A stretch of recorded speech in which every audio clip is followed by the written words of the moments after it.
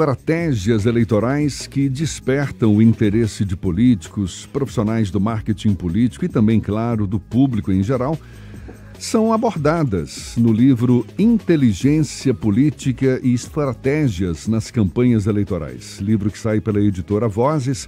A obra é do estrategista político Paulo Moura, que após Brasília vem a Salvador lançar o livro. Vai ser nesta sexta-feira, às 6h30 da tarde. 6h30 da tarde, 6h30 da noite. Quem dá mais detalhes sobre o assunto é o próprio autor, o estrategista político Paulo Moura, conosco aqui no Issa Bahia. Um prazer recebê-lo. Seja bem-vindo, Paulo. Bom dia. Bom dia a todos os ouvintes. É um prazer estar aqui mais uma vez, voltando a essa terra abençoada. Sempre bom estar aqui. Pois é, esse livro ele aborda o tema marketing político, estratégia política em campanha eleitoral. Com que abordagem diferenciada, Moura? Eu acho que primeiro quando a gente escolheu o tema de inteligência política, né? O conceito de inteligência política, o que sustenta o tema da inteligência política, os três pilares, que aí eu estou me referindo ao marketing político, a estratégia e a comunicação. A inteligência política é esse movimento integrado que junta essas três competências que atuam muitas vezes de forma desconecta numa campanha e às vezes pela população é até difícil de perceber essas nuances, mas na hora que você faz o exercício de classificá-las, colocar um embasamento teórico sólido que dê sustentação com aplicação de casos reais, aí se torna uma obra muito mais interessante e que de fácil acesso, é uma leitura fácil. Então, a expectativa tem sido muito boa. Três pilares que, na sua avaliação, nem sempre atuam de forma conectada, não é? Por quê? São interdependentes? Elas são interdependentes, mas elas também, muitas vezes, elas são executadas no mundo da eleição, né, ali naquele momento, às vezes por profissionais de competências diferentes, de formação diferente. É difícil você ter no mercado profissionais com a formação acadêmica que reúna esses quatro elementos. Então, às vezes, o que você vê é uma campanha que ela tem uma aparência mais voltada para a publicidade. Do ponto de vista estético, ela tem um refinamento estético, mas o conteúdo, às vezes, é mais falho. Às vezes, você tem uma campanha onde o foco é muito em pesquisa, em dados, mas o tratamento desses dados, que é o que eu me refiro à forma, não é só na comunicação política, não é só falar de conteúdo, é falar de forma também. E esse equilíbrio entre forma e conteúdo que a inteligência vem orientar. Então, Dá um exemplo prático para a gente. Você já acumula experiência aí de 20 anos, não é isso, nessa área? Esse conceito de inteligência política, não é? Essa engrenagem que conecta marketing político, estratégia e comunicação.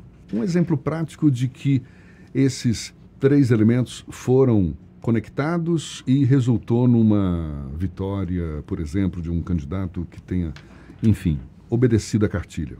A campanha majoritária de Tocantins, do governador Wanderley Barbosa, desde a sua concepção, ela teve um elemento ali de cuidado com diagnóstico multidisciplinar. Logo aí você está fazendo uso de um pilar desse, né, que é a estratégia.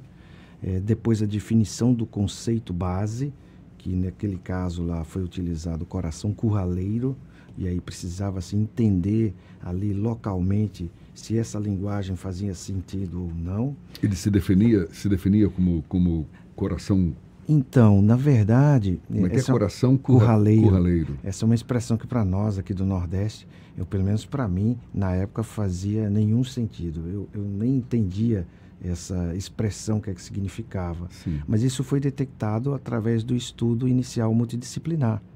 Ali a gente identificou como é que a população enxergava ele. Porque o mais importante não é como ele se enxerga, mas é como o público enxerga ele. A gente, na verdade, todos os dias a gente sai de casa e a gente tem uma imagem sobre nós, mas as pessoas nos veem diferente. Então eu acho que a comunicação, a inteligência vem para isso. Então, voltando à sua pergunta, desde a definição da estratégia ali, depois passando como utilizar isso na pré-campanha, quais eram os veículos, qual era a forma que você ia trabalhar isso, que papel o digital tinha numa pré-campanha, no começo, você sabe que o digital era algo assim interessante, mas era algo quase como meio um apêndice. E agora não, hoje ele já é uma disciplina transversal e que ela vem acompanhando desde o ponto de vista da estratégia, desde o ponto de vista do marketing, mas sobretudo na comunicação, né? Aliás, como eu já disse, não é somente o conteúdo, é a forma. E para fechar, no dia da eleição, também você tem ali uma estratégia de mobilização, fazendo uso de todo o ferramental de tecnologia. É lógico que o cliente, na ocasião, não existe um bom marketing sem um bom candidato, né? E nós tivemos a maior votação da história do Tocantins. Paulo, o teu livro aqui, Inteligência Política e Estratégia nas Campanhas Eleitorais, ele é um livro para nós, profissionais da área, que eventualmente trabalhamos em campanhas eleitorais, eu tive a oportunidade de trabalhar em algumas, ou ele é um livro para qualquer pessoa, mesmo não sendo profissional da área, que tem curiosidade de saber como é que funcionam as campanhas eleitorais e como é que são criadas as estratégias eleitorais? Para que público mais você acha que é uma leitura importante? Excelente pergunta. Eu acho que ele atende aos diversos públicos na sua dimensão. Certamente esse livro, sendo lido por vocês, que são profissionais da comunicação, já atuaram em campanha, vocês vão com um olhar e com uma expectativa mais refinada sobre alguns temas. Mas isso não quer dizer que talvez uma pessoa da sua família, que conhece apenas à distância, não possa se interessar pelo tema. Ali vão ter alguns casos, algumas curiosidades, não é? A ideia que a gente teve, o cuidado que a gente teve na elaboração desse livro, era muito clara para a gente, de não ser um tratado acadêmico. Ele não tem uma leitura tão rebuscada, tem uma leitura muito simples, mas também não é um manual de Não é raso. Não. Ele é simples. Não é um manual de mandrakes eleitoral marqueteiro. Perfeito. Ele não é um manual de campanha. Eu estava te perguntando, porque exatamente aqui, logo no primeiro capítulo, que é inteligência política, você fala em inteligência artificial e uso de dados nas campanhas, né? Ou seja, nós estamos falando das informações que a gente produz cotidianamente, o tempo inteiro, a cada clique, a cada operação bancária, cada Pix que a gente emite, a gente está produzindo informação sobre a gente e essas informações são utilizadas, né? Estamos falando de mineração de dados, etc. O professor Cláudio André, que está aqui te acompanhando, é doutor no assunto. Que questões éticas entram em jogo na comunicação política e na comunicação eleitoral a partir do momento em que essa matéria-prima, nós estamos falando de privacidade também, no fim das contas, porque isso termina influenciando numa decisão de voto, que é um pouco também do que a gente pensa, do que a gente sente sobre as coisas da política, né? Que questões éticas são colocadas aqui? Essa lógica, por exemplo, da predição de gostos, de consumo, por exemplo, aplicada a decisões como, por exemplo, sobre quem governa o país ou quem governa a cidade da gente, né? É a mesma coisa ou o que é que muda no aspecto ético em relação à comunicação das campanhas eleitorais? Excelente. Eu acho que a primeira coisa é quem vai fazer uso dessas informações. Começa daí. Quais são os valores éticos e morais de quem vai fazer uso disso? Porque hoje você tem à sua disposição um ferramental gigante. Me refiro aí ao Big Data, né, que nada mais é para o público, talvez não tenha tanta experiência com esses termos, mas o Big Data é um nome em inglês para um grande banco de dados, onde vai reunindo essas informações que você falou. Hoje a gente já tem ferramenta onde a gente consegue estratificar a depender do uso que você quer fazer. Então eu consigo fazer uma comunicação fazendo uso do georreferenciamento para um determinado público, numa determinada categoria, com uma determinada faixa socioeconômica. Uma cirurgia laser agora. Sim, né? Eu diria que é o que a gente chama de spin, né? Aquele atirador, o spinner, que vai lá precisamente no foco. Então eu acho que a primeira coisa é quais são os valores éticos e morais de quem vai fazer uso disso. Mas além disso, não pode ser só parar e se limitar a isso. Quais são os instrumentos de controle que a gente tem sobre isso? A legislação, o poder, né, legislativo tem a cada eleição buscado cada vez mais se aprimorar. E aí eu me refiro ao fake news, né, que é um termo novo para algo antigo. Isso sempre foi utilizado, Desde antes do rádio. É verdade. Na verdade, você foi bem generoso, do tempo bíblico, né? É verdade. Ou então, desde antes de Gutenberg. Opa! Mais próximo, né? Nós que somos da transição do analógico para o digital, na época analógica a gente tinha os impressos, né? E aqueles impressos com notícias falsas eram distribuídos nas portas, nos colégios eleitorais. Às vezes um jornal criado só para difamar. Só para difamar, né? Pesquisas, né? Falsas. Então, como é que você Ainda bem que nada mais disso acontece hoje, muito menos na internet. Antes fosse, né? Eu acho que agora ela se potencializou e se modernizou, né? Ao ponto que a gente tem aí o que a gente chama de deepfake, que também para o público são vídeos onde a gente consegue colocar a voz, né, reproduzir uma voz sobre um determinado personagem. Então, imagina você que trabalha numa campanha, vocês sabem muito bem que campanha é construção de imagem e desconstrução do adversário. Será que é eticamente recomendável você utilizar isso? E você não utiliza, mas e se utilizarem contra o seu candidato? Ou se todo mundo utilizar, é isso que eu ia te perguntar, porque assim, tem Paulo Moura, um estrategista político reconhecido, um estudioso do assunto, você pesquisa e tem também a sua experiência prática em campanhas vitoriosas, como essa que você acabou de citar para a gente, mas claro, existem outros também, estrategistas muito bons também. Sim. E todo mundo está tendo acesso a essa mesma tecnologia, que é fundamentada exatamente na internet, na coleta de dados sobre todo mundo, né? Mas esse jogo nunca termina empatado, porque a eleição acaba empatada. Mas se todo mundo usa esse mesmo recurso, e assim, nesses momentos eleitorais, né, de decisão mesmo, de como é que a gente dá o rumo para a cidade da gente, para o estado, para o país, né? E ao mesmo tempo, como é que você regula isso? Não tem sem mexer em coisas complicadas, como controle de conteúdo, censura. Eu acho que tem um primeiro... Esse cenário, para quem é estrategista, eu já saí desse circuito, estou só aqui na bancada, agora eu não mexo mais com marketing eleitoral, mas o que te parece como profissional e como um formulador do assunto, como alguém que escreve a respeito? Bom, primeiro eu digo que eu não sei se é bom ou ruim não tê-lo participando de campanhas eleitorais. Certamente a rádio ganhou muito com você e o mercado sentiu sua falta. Espero que você esteja certo. Espero que o mercado também goste e responda. Eu só queria fazer um parênteses, eu tenho um apreço muito grande, um respeito muito grande, sobretudo os profissionais de comunicação aqui da Bahia, né? Tenho alguns amigos e aqui é um celeiro, né? Eu não sei se é o tempero é tradição baiano. Da gente, isso, não sei se é o tempero baiano, desculpa, mas o Brasil produz profissionais de altíssima qualidade. E exporta, inclusive, né? Eu tive já a oportunidade de atuar em outros países e a gente vê o talento brasileiro criativo, né? Agora, voltando à sua pergunta, eu acho que o grande diferencial é o tom que você dá, né? Fazendo uma analogia, tem muito acarajé aqui, mas cada baiana sabe o tempero que coloca. Então, eu acho que no Sabe final... quantas vezes usa aquele dendê ali, às vezes dá um piriri terrível. No dia seguinte isso acontece também, campanha eleitoral, o resultado é terrível. Tem muita história dessa também. Você deve ter muita história, né? Paulo, você estava dizendo que as redes sociais até então eram um apêndice, mas ganharam um protagonismo maior nesse contexto de campanha política, como um recurso transversal, não é verdade? A gente viu o potencial das redes sociais nas últimas eleições, de 2018 em especial, não é, para cá, como que tiveram um peso grande na capacidade ali de interferir na decisão do voto.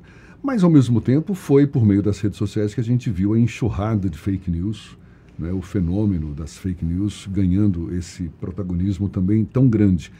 Como tirar o devido proveito das redes sociais sem provocar essa desconfiança por parte do público que já está, de certa forma, um pouco calejada, não é? Sabendo que, se não souber identificar com clareza a informação que recebe pelas redes sociais, se não exercitar o senso crítico, pode estar consumindo ali gato por lebre, não é verdade?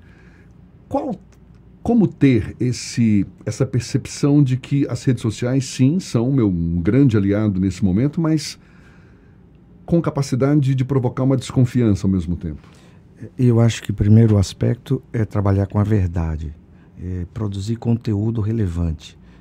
Muita gente, e aí eu acho que na área da comunicação, do jornalismo, vocês enfrentam isso todos os dias. A rádio, ela teve que se reinventar e ela é um exemplo bem sucedido de como hoje o rádio continua vivo, né, e tem esse alcance gigantesco, mas não são todos, né? Quantas estações de rádio nós temos aqui no estado?